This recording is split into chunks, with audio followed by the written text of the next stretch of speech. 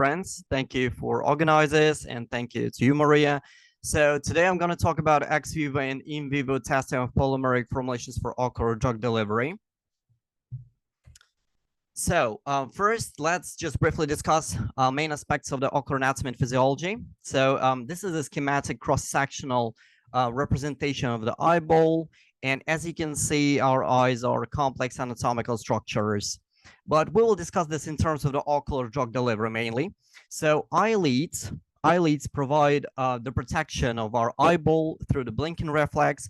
And under the normal conditions, we blink around 15 to 20 times per minute, which is like around 5 to 7 every 5 to 7 seconds. That is why the retention of our formulations on the ocular surface is quite challenging, and it's still the issue for us to design the drug delivery system that will actually penetrate through the eyeball. Also, we need to talk about the cornea. So cornea is a transparent outer layer which is responsible for the refraction of the light and mostly for the protecting of the internal structures of the eyeball from any foreign matter, as permeability of the cornea is pretty much low just because it's a complex structure. It incorporates 5 different layers. It has tight junctions, and it's of a lipophilic nature mostly. So that's why it's still of a challenge to design the system that will penetrate the cornea. Moreover, there is a tear film which covers our cornea, and actually it works also as a protection system that clears away, like wipes away all the foreign material, and which we don't want to happen clearly when we want to deliver a drug into the eye. Sclera is a white outer coat of the eyeball. It's slightly more permeable than cornea, but still protects the eyeball. Also, sclera and internal eyelid surfaces, like all this area, is covered by the conjunctiva, so another protective layer. So as you can tell, our eyes are pretty much well protected from any potential drug to penetrate through these tissues. Then we need to, when we speak about eye anatomy, we definitely need to mention the anterior chamber. So this is the anterior chamber of the eyeball, and this is the posterior one. So these chambers are filled with a water-like liquid, which actually called aqueous humor. And in some cases, we do inject different formulations into the anterior chamber to deliver drug more efficiently. Then we can see the iris over here, which works as a diaphragm to actually regulate the amount of light that enters the eyeball. Then definitely we need to talk about the crystalline lens. This biconvex lens is like a natural lens that helps to focus the image on the retina just over here. And in some conditions that probably most of you heard about in cataract, it gets opacified and it's being replaced with an artificial so-called intraocular lens. So then very important and quite a massive part of the eyeball is called like posterior segment. So, and this is the vitreous body. So vitreous body is a gel-like structure which actually contains like a gel sort of a gel substance inside of it. And if we speak about the ocular drug delivery systems, now we use it as a reservoir for different drug deposits, so depots. So when we literally inject our devices into this area and start releasing the drug at the exact rate. Then we definitely need to talk about the retina. So the retina is one of the most important layers in our eyes, and it consists of the photoreceptors rods that are responsible for scotopic night vision, and cones responsible for color high spatial acuity, and the optic nerve. So the optic nerve transfers signals from the retina to the brain. And clearly you can see there are obviously some blood vessels that actually supply retina and internal structures with the nutrients and get rid of the metabolites. And also there is a choroidea, which is like a middle layer, which is literally the vascular layer of the eye. So let's talk about ocular drug delivery routes again, like briefly, just to know how we can actually deliver our drugs into the eye. So less than 5% of the topical applied drugs penetrate through the cornea. Can you imagine this? Still, a topical application remains the most common route for drug administration in ophthalmology, comprising over 70% of the commercial available ophthalmic formulations. So topically administered ophthalmic preparations include liquid ones, just like solutions, suspensions, and submicron emulsions, semi-solids, just like ointments, gels, and macroemulsions, and solids. So we can place contact lenses. So when we talk about the topical drug delivery, that means we apply our drug roughly in this area, and even the contact lenses will go this way. And we can also mention that some of the topical drug delivery systems, just like those ocular inserts, they are usually placed over here, which is called lower cul-de-sac. So it is the space between internal surface of the lower eyelid and the actual eyeball. Then there are some other ways. So we can use the periocular injections. Keep in mind that periocular injections do not penetrate the eyeball itself, but we can use subconjunctival drug delivery route. So we can, as you might remember again, that the conjunctiva does cover all this area. So we can apply some injections in this site, and that's how we can actually deliver antibiotics, some anti-inflammative drugs, and some other substances. Also, we can do anterior subtenon and posterior subtenon injections as well, which is like around this area should be. And if we speak about posterior is a more rarely used actually compared to anterior one. And why it's called subtenon? Just because the whole eyeball is actually placed in a tenon capsule, so-called. It's like a connective tissue capsule. That's why it's subtenon. So it's between this capsule and the eyeball, but we do not penetrate the eyeball itself. Then a peribulbar, which is somewhere here, in retrobulbar. This type of injections are usually used for anesthesia. So this is like the main route if we want to immobilize our eyes. Then also intrascleral is like another way of delivering our drugs. We can also use suprachoroidal, which is a bit more interesting one. So for example, I think Professor Ryan O'Donnell, I think, mentioned already microneedles as far as I remember, but they can be used to inject the drug molecules into the suprachoroidal space that is located between the choroid and the scleral layers of the eye. While subretinal is even a more interesting one, just because it helps to deliver like the drug, gene, or cell therapy into the space which is between the retinal pigment epithelium and photoreceptors. And the last but not the least is the intracorneal. So again, talking about the intracorneal drug delivery, we can use the microneedles to inject into the cornea to deliver our drug.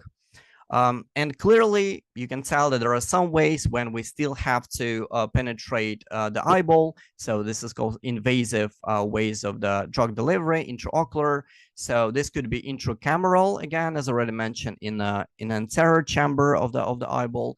Then intravitreal, where we can actually place like different devices to start releasing the drug at an exact rate. And intraocular lens implantation. So when we, let's say there's a opacified crystalline lens just due to the cataract, and then we can replace it with an intraocular lens implantation, which is soaked in some drug substance, which potentially might decrease the rate of the endophthalmitis. For example, endophthalmitis is inflammation that happens after the surgery when you remove the cataract removal surgery. And systemic administration, so clearly oral and intravenous drug delivery when we actually reach the internal structures through the vessels, but we need to keep in mind that the blood-retinal barrier is quite tricky one to permit to go through. So that's why we need to design like a smart systems to exploit this route of administration. So speaking about like polymers that are used in formulations for ocular drug delivery systems, I'm pretty sure all of you heard of this polymers because they're quite widely used in different pharmaceuticals. And one of the examples is polyvinyl alcohol. So it is widely used for eye drops that are used against the dry eye syndrome. Then chitosan, I'm pretty sure it's been mentioned throughout this conference already as well. That has like a very high mucoadhesive properties, very enhanced mucoadhesive properties, and chitosan is used clearly to improve the time of the retention of our formulation on an ocular surface. Polyethylene glycol can be used just to stabilize our emulsions, to stabilize our formulation, but also to improve the permeability of the cornea and some other tissues of the eye. Poloxamers are quite widely used. So poloxamer 188, for example, in my research, I use poloxamer 188 to stabilize my macroemulsions, but clearly it can be used to stabilize almost any formulation. And there were like some interesting research where the liposomal formulations were stabilized, liposomal formulations for ocular drug delivery were stabilized using poloxamer 188. Pluronic F127 is an interesting one as well, just because it has an interesting properties in a way that when we have it at the room temperature, it's a liquid, it's a solution. But when we apply on a corneal surface, just because corneal surface is around 35 degrees, it's slightly lower than the human body temperature, it turns into the gel-like structure because the myceliation happening there, because it's it has two parts of it are polyethylene glycol and polypropylene glycol in the middle. So when it gets to the point, when it gets to the higher temperature, the myceliation is happening, whereas like the middle part, which is polypropylene glycol, actually trying to escape this this environment. So, and this is the good way of enhancing the time, the retention time of our formulation. So let's say when it turns into gel, it will stay for a longer period of time on a corneal surface, on a ocular surface. Carbamers are widely used as well because they're like gel-like in a gel-like formulations, and they're used like against dry eye syndrome as well. So especially like overnight, and you can find them in pharmacy stores pretty much everywhere. Different derivatives of cellulose are also used mainly for dry eye syndrome. So speaking about like a testing of polymeric or polymer-based formulations in ocular drug delivery, we need to kind of classify into two types of testing: ex vivo and in vivo. So clearly ex vivo, since it's ex vivo, we don't use live animals, but we use the tissues. So, and those tests will include bovine corneal opacity and permeability test, then fluorescence flow through retention test, and tensile test of mucoadhesive properties. While in vivo testing include the Drey's rabbit eye test, the slug mucosal irritation test, and planarian toxicity fluorescence assay. So let's begin with ex vivo testing. And the very first one is a bovine corneal opacity and permeability, or BCOP test, which was actually invented by Goderon in 1992. Now it's actually it's widely used in industry. It's like an industrial standard, how you can actually assess how irritant the substance to the ocular surface without sacrificing the animals. So as you can tell from the name, it's pretty much simple to understand what's the main principle of this test. So the first part is called corneal opacity test. And in this case, what we do, so we apply our substance that we want to test on the surface of the ex vivo bovine cornea, cow's cornea. Then we keep it there for some time, then we wash it off. And then if this substance is actually irritant, like toxic to the corneal surface, it will make it opacified. So as you can tell, this structure, which is supposed to be clear, transparent as its cornea, it's no longer that transparent, it's opacified. That's how we can tell that clearly sodium hydroxide is pretty much irritant and toxic substance to the eye. And actually, sodium hydroxide, especially at a high concentration, like a 1 mole, is used as a positive control, just because it clearly, you can tell it provides us the chemical burn of the cornea, while something like phosphate buffer solution can be used as negative control. And benzalkonium chloride in our studies, we usually use as a positive control, but of a slightly lower, not actually slightly lower compared to the positive control of the sodium hydroxide. But at this concentration, it is used in some ophthalmic formulations and some eye drops. And if you get like some eye drops from the pharmacy store and you say, and it states on a description like no preservative, that means there's no benzalkonium chloride, which is a good news for you or for your patient, just because, as you can tell, benzalkonium chloride, even in low concentrations as a preservative, antimicrobial compound, still cause some irritation and some damage to our epithelium of the cornea. So that's the first spot.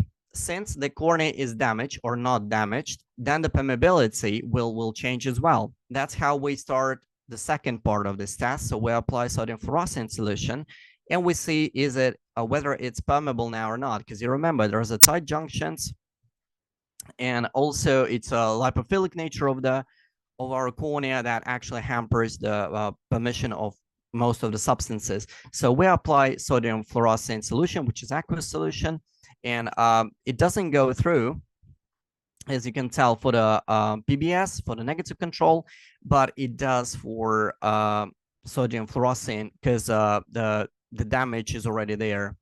And that's the representation of the data. So how this data is analyzed for the opacity, we use ImageJ. So this is the modified test, so-called modified BCOP test. We process through ImageJ software, and we analyze the grayness scale of this taken pictures and the different steps of this test. And you can tell this is sodium fluorescein. This is sodium hydroxide solution caused the chemical burn, and this is the PBS, so no burn, no damage to the cornea. And then we did the same thing for the permeability, but we used the fluorescent microscope to take pictures and to analyze them later using, again, ImageJ software. So another test that we use is called ex vivo fluorescein flow-through retention test. So this test was invented by Vitaly's research group, like in the last more than 15 years, actually. So Dr. Calderbeck already mentioned this test in his presentation. So the main idea is that there is a special stand with a special channel where we place our tissues, which is in our case, if we test ophthalmic formulations, it's a bovine or like cow or porcine pig, conjunctival mucosa or corneal surface. Then we place our fluorescently labeled formulations on it, and we start washing off at the exact rate using the fluids that mimic the real fluids in our body. So in this case, we use for the ocular research, we use simulated tear fluid. You can actually use artificial tear fluid as well, but the difference is the artificial has more compounds in it. That's why it's a bit harder to maintain it. So that's why simulated tear fluid is more of a use in research. Then at a different time points, you place this samples, this tissue on a slide under the microscope, fluorescent microscope, and you take pictures at a different time points. So this is the pictures of my research of like a few years ago when I worked with the macroemulsions for the ocular drug delivery. And we can tell how the substances were actually washed away, especially for the negative control and for the for actual substance. And then this data again processed through the software ImageJ, and that's how we get all these graphs. We do the stat analysis, and that's how we can figure out whether this substance, this formulation is muc adhesive enough to stay for long enough time on the surface of the ocular surface. Then another test we can use is called tensile testing of muc adhesive properties. So we do have texture analyzer, and the way it works, we excise again conjunctiva, which is substrate in our case. So conjunctiva, bovine or porcine conjunctiva, probably the palpebral, so from the eyelids. Then we have our formulation, and we literally stick our formulation to the conjunctiva, to the substrate, and then the machine will try to rip it off, and at some point it will be producing the graph telling us what's the area under the curve and how much of the force is actually required to take it off from the from the surface, and we can use the chitosan formulation, chitosan based formulations as a gold standard, is the positive control. We can use something else as a negative control, and that's how we can compare whether this formulation will stay for a long enough on our ocular surface. Now we need to talk about in vivo tests. So in the first one that comes to mind is a Dre's rabbit eye test. So it is a acute toxicity test for assessing the effects of chemicals, substances, and mixtures in terms of their potential to cause eye irritancy or damage to the eye. So this is currently still a gold standard in industry. It's been developed like in the middle of the 20th century. But as you can tell, even from the picture, the main issue is animal welfare when we use this test, just because it is considered pretty much cruel these days, which makes sense. And we're trying to actually move away from this test, because we're following the 3Rs principle: replace, reduce, refine. And moreover, speaking of rabbits, you need to keep in mind that rabbits blink roughly 5 times per minute, which is a different compared to human eyeballs. So they're still not like a perfect model for eye research in human beings. And that's why the slug mucosal irritation test mate was proposed by researchers, Adrians and other researchers in Ghent University in Belgium, as Dr. Kaldebek already mentioned. So the simple principle lies in this test. Like the way it works, you just weigh the slug, then you place the slug on an actual testing substance, and then you reweigh the slug after, because some mucus would be released, and then you analyze what's the percentage of the mucus production was observed and for this substance. Clearly, like something like 1% benzalkonium chloride will be used as a positive control, and you can tell how much of the substance actually produced in response to this, produced by slug in response to this chemical, because it's pretty much irritant chemical. And moreover, even the color is slightly different due to the composition of the mucus, of some other mucin, some other proteins being released in a way of protecting the animal from this hostile environment. And PBS is a negative control.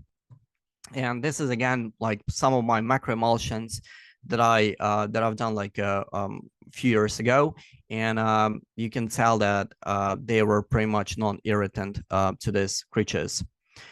And one more test that we also use is a pulmonary toxicity fluorescence assay. So this test was proposed and invented by Vitali in 2020. So planarias are flat worms, aquatic worms that live like in ponds. We do have special tanks with a special artificial pond water. We maintain them. We feed them with a liver actually. So it's like sort of a Michelin restaurant for them. We take care of them, and we use them for our research. They're pretty much widely used for different genetic research and for different regenerative research. But it was proposed by, again, Vitali's research group to use them for the toxicity. And how it works, the principle is kind of similar to some extent to the BCOP test, like in a way that first you just place you place the flatworm into the substance that you want to test. You leave it there for a while, then you take it out, you wash it off in artificial pond water, like without any additional chemicals. Then you place the same worm again into the petri dish with a sodium fluorescent solution just to dye the tissues. Then you place it again in a clean water, like artificial pond water, just to get rid of the excessive sodium fluorescent solution. Then you place it on a slide and you try to immobilize it a bit, like by placing in on a dry ice, just to immobilize the planaria worm. And then you take the pictures under the microscope. And after that, you can take you can actually do the analysis of this images. As you can tell, like if this epithelium lining is damaged, then more of the sodium fluorescent will get through. So the principle is similar to the BCOP test. Since the epithelium is damaged, then the sodium fluorescent will be going through, and we can actually measure the intensity of light of the pixels in this pictures, and that's how we can figure out whether this substance is toxic for other creatures. So we strongly believe that this test